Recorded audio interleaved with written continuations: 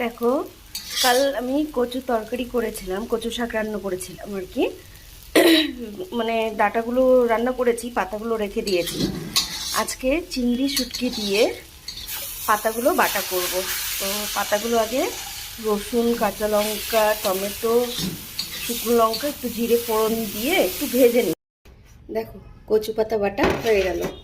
শিলনোড়া তো নেই, শিলপাটা, তো ওটার জন্য মিক্সার গ্রাইন্ডারে আমাদেরকে মিক্স করতে হয়। বাটা খেতে হলে এটার মধ্যেই খেতে হয়, তবে শিলপাটার বাটাটা একটু আলাদাই টেস্ট, না পারলে উপায় কি আর। তো কচু পাতা বাটা চিংড়ি শুটকি দিয়ে এত ভালো লাগে না, গন্ধটা যা বেরিয়েছে, ও দারুণ সেন্ট বেরিয়েছে। এই দেখো কচু পাতা বাটা,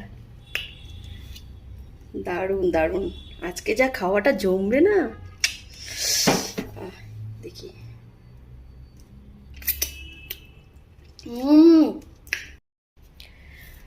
এত কষ্ট করার পরে রেডি হয়ে গেল কচু পাতা বাটা।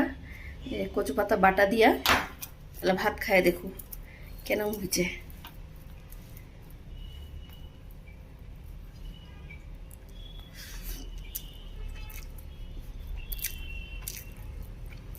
সত্যি দারুণ হয়েছে, দারুণ,